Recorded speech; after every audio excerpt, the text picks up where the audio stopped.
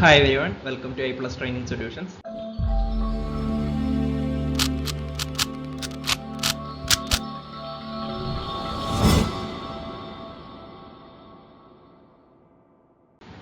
എല്ലാവരും സുഖമായിട്ടിരിക്കുന്നെന്ന് വിശ്വസിക്കുന്നു.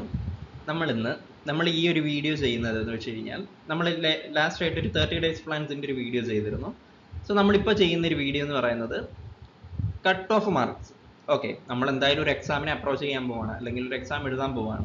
അതും ഇന്ത്യ മൊത്തത്തിൽ എഴുതുന്ന ഒരു എക്സാമാണ് UGC നെറ്റ് എക്സാം. അപ്പോൾ ആ ഒരു എക്സാം എഴുതാൻ പോകുമ്പോൾ നമ്മൾ അതിൻ്റെ ഒരു പ്രീവിയസ് ഹിസ്റ്ററി എങ്ങനെയാണ് എന്ന് അത് മനസ്സിലാക്കിയിട്ട് പോകുന്നത് വളരെ നല്ലതാണ്. നമുക്കത് വളരെ ഉപകാരപ്രദമാകും.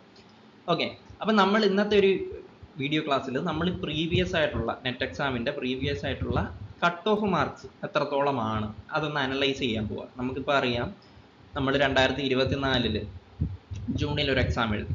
ഓക്കെ, അതിന് തൊട്ട് മുമ്പ് നടക്കുന്ന എക്സാം എന്ന് വെച്ച് കഴിഞ്ഞാൽ ഡിസംബറിലാണ്. 2023 ഡിസംബറിൽ ഇതേ എക്സാം നടന്നിട്ടുണ്ട്. സോ ജൂണിലും ഡിസംബറിലുമായിട്ടാണ് നെറ്റിൻ്റെ എക്സാം അല്ലെങ്കിൽ ഇതിൻ്റെ ഒരു സൈക്കിൾ ഇങ്ങനെ പോകുന്നത്. അപ്പോൾ നമ്മൾ 2023 ഡിസംബർ ആ ഒരു നെറ്റ് എക്സാമും ഇപ്പോൾ കഴിഞ്ഞ 2024 ജൂണിലാണെങ്കിലും അത് കഴിഞ്ഞത് റീ എക്സാമൊക്കെ കഴിഞ്ഞ് നടന്നത് ഒരു ഓഗസ്റ്റിലാണ്. പക്ഷെ നമ്മൾ ജൂൺ സൈക്കിൾ എന്നാണ് പറയുന്നത്. അപ്പോൾ ഈ രണ്ട് എക്സാമുകൾ തമ്മിലുള്ള കട്ട് ഓഫിൻ്റെ വ്യത്യാസം, ഓരോ കാറ്റഗറി ബേസ് സോഷ്യോളജിക്ക് ഉണ്ടായിട്ടുള്ള കട്ട് ഓഫിൻ്റെ വ്യത്യാസം നമ്മളൊന്ന് അനലൈസ് ചെയ്യുകയാണ്. നമുക്ക് അറിയാം, നമ്മളുടെ ഈ സൈറ്റിൽ തന്നെ കിടപ്പുണ്ടെങ്കിലും നിങ്ങൾക്ക് കുറെ കൂടെ വ്യക്തമായിട്ടുള്ള രീതിയിൽ നമുക്ക് I+ നിങ്ങൾക്ക് ഇന്ന് പ്രൊവൈഡ് ചെയ്യുകയാണിത്. നിങ്ങൾ ജസ്റ്റ് ഒന്ന് അനലൈസ് ചെയ്തിട്ട് ഇത് പോവുകയാണെങ്കിൽ ഓരോ കാറ്റഗറി ബേസ്, നമ്മളുടെ ഒരു കാറ്റഗറി ബേസിൽ തന്നെ ഓരോ കട്ട് ഓഫിലുണ്ടായിട്ടുള്ള വ്യത്യാസങ്ങൾ നമുക്ക് മനസ്സിലാക്കിയിട്ട് പോകാൻ പറ്റും. ഓക്കെ,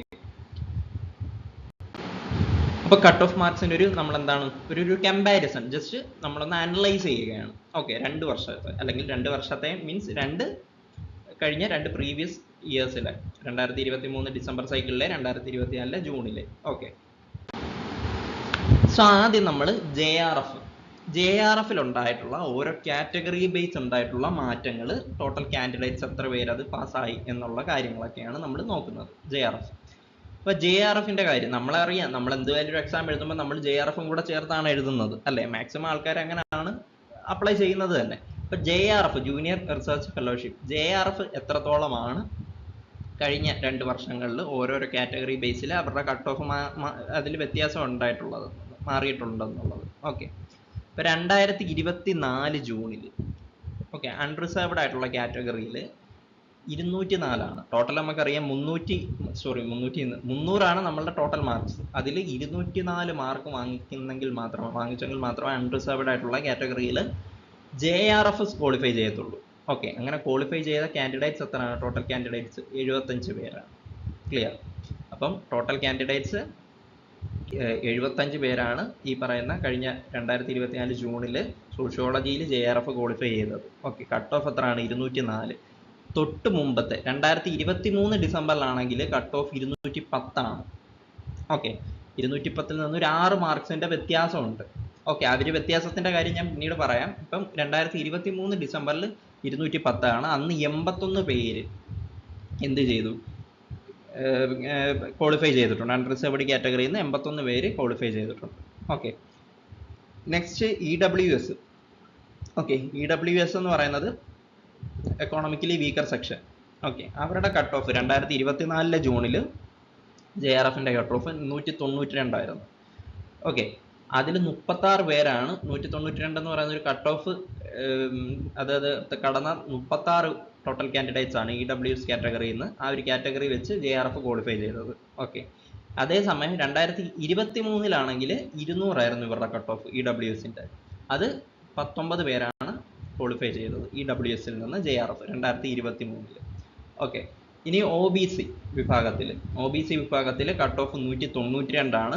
അത് ടോട്ടൽ 16 പേരാണ് ഈ കഴിഞ്ഞ നെറ്റ് എക്സാം ക്വാളിഫൈ ചെയ്തത്. അതിന് തൊട്ട് മുമ്പത്തെ 2023 ഡിസംബറിലാണെങ്കിൽ 198 ആണ് ഈ പറയുന്ന കട്ട് ഓഫ് മാർക്ക്. അത് 43 പേരാണ് ക്വാളിഫൈ ചെയ്തിരിക്കുന്നത്.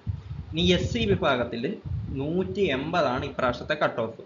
ഓക്കെ, 2024 കട്ട് ഓഫ് 186 ആണ് ഇപ്രാവശ്യത്തെ, അതിന് തൊട്ട് മുമ്പത്തെ കട്ട് ഓഫ്. ഓക്കെ, SC വിഭാഗത്തിൽ. Then ST scheduled tribe, scheduled caste അതാണ് നോക്കുന്നത്. STയിലാണെങ്കിൽ 176 ആണ് ഇപ്രാവശ്യത്തെ കട്ട് ഓഫ് ടോട്ടൽ കാൻഡിഡേറ്റ്സ് 19 പേരാണ് ക്വാളിഫൈ ചെയ്തത്. കഴിഞ്ഞ പ്രാവശ്യമാണെങ്കിൽ 178 ആയിരുന്നു കട്ട് ഓഫ്. ഓക്കെ, അത് 15 പേരാണ് ക്വാളിഫൈ ചെയ്തത്. Okay, clear. സോ ഇത്രയുമാണ് JRF എന്ന് പറയുന്ന ഈ ഒരു JRF കടന്ന ഓരോരോ കാറ്റഗറി വൈസ് 2 വർഷത്തെയും കട്ട് ഓഫ് JRFന്റെ. ക്ലിയർ. 2024 ജൂണിലെ 2023 ഡിസംബറിലെ ഒന്ന് കമ്പയർ ചെയ്ത് നോക്കുകയാണ്. ഓക്കെ, ഇനി അടുത്ത നമുക്ക് നെറ്റ് എക്സാമിന്റെ JRF ഇല്ല, ജസ്റ്റ് നെറ്റിന്റെ ക്വാളിഫിക്കേഷൻ മാർക്ക് അല്ലെങ്കിൽ കട്ട് ഓഫ് മാർക്ക് എത്ര ആണെന്ന് നോക്കാം ഓരോ കാറ്റഗറി ബേസ്. 2024 ജൂണിൽ അൺറിസർവ്ഡ് 180 ആയിരുന്നു അന്ന്. അതുപോലെ തന്നെ ടോട്ടൽ കാൻഡിഡേറ്റ്സ് എത്ര ആണ്? 717 പേരാണ്. ഓക്കെ, 2023 184 ആയിരുന്നു കട്ട് ഓഫ്. ടോട്ടൽ കാൻഡിഡേറ്റ്സ് 841 ആണ്. ദെൻ അതുപോലെ തന്നെ EWSൽ 164 ആണ് 2024 ജൂണിൽ. Total candidates 479. അതുപോലെ തന്നെ ഡിസംബറിലാണെങ്കിൽ 168 ആയിരുന്നു കട്ട് ഓഫ് 2023 ഡിസംബറിൽ. Then total candidates 224. OBCയിലാണെങ്കിൽ 164 ആണ്. കഴിഞ്ഞ ഇതിൽ 213 പേര് ക്വാളിഫൈ ചെയ്തു. 168 ആണ് 2023 ഡിസംബറിൽ. അന്ന് 528 പേര്, ഒരു വലിയ നമ്പറാണ്. 528 പേര് അന്ന് ക്വാളിഫൈ ചെയ്തു OBCയിൽ നിന്ന്. ദെൻ നെക്സ്റ്റ് SCയിൽ 152 ആണ് ഇപ്രാവശ്യം. കഴിഞ്ഞ പ്രാവശ്യത്തെ കട്ട് ഓഫ് 364 കാൻഡിഡേറ്റ്സ് അത് ക്വാളിഫൈ ചെയ്തു. ദെൻ 2023 154 ആയിരുന്നു. ദെൻ അവിടെ എന്താണ് ടോട്ടൽ കാൻഡിഡേറ്റ്സ് 369 ആണ് ക്വാളിഫൈ ചെയ്തത്. STയിലാണെങ്കിൽ 150 ആണ് 2024 ജൂണിൽ. 229 പേര് ക്വാളിഫൈ ചെയ്തു. 2023 ഡിസംബറിലെയും സെയിം മാർക്കാണ്, 150 തന്നെയാണ്. 224 പേര് ക്വാളിഫൈ ചെയ്തു. Okay, clear. സോ ഇനിയും വരുന്നതാണ് PhD only. ഈ PhD only എന്ന് പറയുന്നത് എന്താണെന്ന് നമ്മൾ I+ൽ ഓൾറെഡി വീഡിയോ ഇട്ടിട്ടുണ്ട്, അലൻസാർ ഇട്ടിട്ടുണ്ട്. സോ ഈ PhD only ഈ ഒരു കാര്യം, ഈ ഒരു കാറ്റഗറി ഈ കഴിഞ്ഞ എക്സാമിന് മാത്രമാണ് വന്നത്. ആദ്യമായിട്ട് വരുന്നത് ഈ കഴിഞ്ഞ എക്സാമിനാണ്. സോ ആ ഒരു എക്സാമിൽ PhD onlyക്ക് നെറ്റിൻ്റെ അത്രയും കട്ട് ഓഫ് ഇല്ല, ഇച്ചിരിയും കൂടെ കുറച്ചുകൂടെ കട്ട് ഓഫ് ആണ്. ഇതിൻ്റെ പ്രത്യേകതകൾ എന്താണെന്ന് കൃത്യമായ വീഡിയോയിൽ പറയുന്നുണ്ട്. അപ്പോൾ ഈ PhD onlyയുടെ ഒരു എന്താണ്, അത് എങ്ങനെയാണ് അത് ക്വാളിഫൈ ചെയ്ത ഓരോ കാറ്റഗറി വൈസ് കട്ട് ഓഫ് എത്ര ആണെന്ന് നോക്കാം. അൺറിസർവ്ഡ് ആണെങ്കിൽ 156 ആണ് ഇതിൻ്റെ കട്ട് ഓഫ്. 1488 പേര് ക്വാളിഫൈ ചെയ്തു. EWSലാണെങ്കിൽ 142 ആണ്, 1088 പേര് ക്വാളിഫൈ ചെയ്തു. OBC 140, 454 പേര് ക്വാളിഫൈ ചെയ്തു. SC 134, 783 പേര് കട്ട് ഓഫ് അത് കടന്നു. ST 134. SC STയും സെയിം കട്ട് ഓഫ് ആണ്. STയിൽ 472 പേര് ഇത് ക്വാളിഫൈ ചെയ്തു. സോ ഇതാണ് ഒരു അനലൈസ് എന്ന് പറയുന്നത് നമ്മളുടെ ഈ 2 വർഷത്തെ നമ്മൾ കമ്പയർ ചെയ്യുമ്പോഴത്തേക്ക്. അപ്പോൾ ഇതിൽ നിന്ന് നിങ്ങൾക്ക് വ്യക്തമാകുന്നതെന്ന് വെച്ച് കഴിഞ്ഞാൽ 2023 നിന്നും കട്ട് ഓഫുകൾ കുറച്ച് വ്യത്യാസമുണ്ട്, കുറച്ച് കുറഞ്ഞു എന്ന് നമുക്ക് വേണമെങ്കിൽ പറയാം. നമ്മളുടെ 2024 ജൂണിൽ വെച്ച്. അതായത് എക്സാം എന്ന് പറയുന്നത് കുറച്ചും കൂടെ നമ്മളുടെ എക്സാമിൻ്റെ ലെവൽ കുറച്ചും കൂടെ കട്ടിയായി എന്നുള്ളതാണ് അതിൽ നിന്ന് നമുക്ക് വ്യക്തമാക്കുന്നത്. നേരത്തെ കട്ട് ഓഫ് കൂടുതലായിരുന്നു. നേരത്തെ കട്ട് ഓഫ് കൂടുതലായിരുന്നു എന്ന് പറയുന്നത് തന്നെ എന്താണ്, എക്സാം അത്രയും കുഴപ്പമില്ലായിരുന്നു, ഒരു നോർമൽ എക്സാം ആണ്, അത് അത്രയും കട്ട് ഓഫ് നമുക്ക് എടുക്കാൻ പറ്റും. പക്ഷെ ഇപ്പോൾ വരുമ്പോഴത്തേക്ക് കട്ട് ഓഫ് കുറച്ചും കുറവാണ്. ലാസ്റ്റ് എക്സാമിൽ എല്ലാത്തിൻ്റെയും കട്ട് ഓഫ് കുറവാണ് എന്നുകൊണ്ട് ഉദ്ദേശിക്കുന്നത് നമ്മളുടെ എക്സാം കട്ടിയായിക്കൊണ്ടിരിക്കുകയാണ്, നല്ല ടഫ് ആയിക്കൊണ്ടിരിക്കുകയാണ് എക്സാമുകൾ. നിങ്ങൾക്ക് അനലൈസ് ചെയ്യുമ്പോൾ തന്നെ മനസ്സിലാകും. ആ എക്സാം ടഫ് ആവുന്നതിനനുസരിച്ചാണ് കട്ട് ഓഫ് കുറയുക എന്ന് വെച്ച് കഴിഞ്ഞാൽ നിങ്ങൾ ആശ്വസിക്കുക എന്നുള്ളൊരു കാര്യമല്ല. കട്ട് ഓഫ് കുറയുക എന്ന് വെച്ച് കഴിഞ്ഞാൽ എക്സാം ടഫ് ആവുന്നു എന്ന് തന്നെയാണ് ഇതിൻ്റെ ഒരു അർത്ഥം.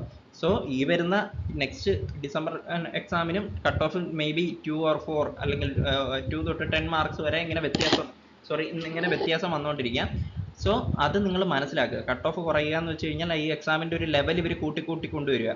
കാരണം അത്രയും കോമ്പറ്റീഷൻ വന്നുകൊണ്ടിരിക്കുകയാണ്. ടോട്ടൽ കാൻഡിഡേറ്റ്സിൻ്റെ എണ്ണവും അത് അപ്ലൈ ചെയ്യുന്നവരുടെ എണ്ണവും ഒക്കെ കൂടിക്കൊണ്ട് വരുമ്പോൾ ഈ എക്സാം കുറച്ച് ഡിഫിക്കൽട്ട് ആക്കുന്നുണ്ട് ഇവർ. സോ നിങ്ങൾ അത് മനസ്സിലാക്കി തന്നെ നോക്കുക. അതാണ് ജസ്റ്റ് നിങ്ങൾ കമ്പയർ, ഒന്നുമില്ല, നമ്മൾ 2 വർഷത്തെ ഈ കട്ട് ഓഫ് മാർക്കുകളൊന്ന് കമ്പയർ ചെയ്യുന്നത് വഴി നമുക്ക് ഈ ഒരു എക്സാമിൻ്റെ രീതി എങ്ങനെയാണെന്നൊന്ന് മനസ്സിലാക്കാൻ വേണ്ടിയുള്ള ഒരു വീഡിയോ ആണ്. ദെൻ അതുപോലെ തന്നെ ഞാൻ കഴിഞ്ഞ ക്ലാസ്സിൽ പറഞ്ഞിരുന്ന ഒരു കാര്യമുണ്ട്, ഈ ക്വസ്റ്റ്യനുമായിട്ട് ബന്ധപ്പെട്ട് ഉള്ള ഇയർ ബേസ് നിങ്ങൾ പഠിക്കുക എന്നുള്ളത്. ആ ഇയർ ബേസ് പഠിക്കുക എന്നുള്ളൊരു കാര്യം എന്ന് വെച്ച് കഴിഞ്ഞാൽ ഓരോ സോഷ്യോളജിസ്റ്റുകളുടെ കാര്യവും അവരുടെ ഇയർ ബേസ് തന്നെ വർക്കുകൾ പഠിക്കുക എന്നുള്ളൊരു കാര്യം എന്ന് വെച്ച് കഴിഞ്ഞാൽ ഇപ്പോൾ ആ ഒരു പാറ്റേൺ 2 വർഷമായിട്ടുണ്ട്. ക്വസ്റ്റ്യൻസ് ഇങ്ങനെ കൃത്യമായി ഇയർ ബേസ് തന്നെ നിങ്ങൾ അറേഞ്ച് ചെയ്യണം എന്നുള്ള രീതിയിൽ മാച്ച് ദ ഫോളോയിങ് അങ്ങനെ വരാറുണ്ട്. ആ ഒരു കാര്യം കൊണ്ടാണ് ഞാൻ പറഞ്ഞത്. കഴിഞ്ഞ വീഡിയോയിൽ ലാസ്റ്റ് പറയാൻ പറ്റിയില്ല. സോ ആ ഒരു രീതിയിലുള്ള പുതിയൊരു അപ്രോച്ച് മാച്ച് ദ ഫോളോയിങ്ങിലൊക്കെ അത് വന്നിട്ടുണ്ട്.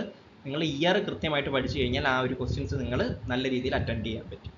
ഓക്കെ, സോ ഇത്രയുമാണ് ഈ ഒരു വീഡിയോയിൽ പറയാനുള്ളത്. എല്ലാവർക്കും മനസ്സിലായെന്ന് വിശ്വസിക്കുന്നു.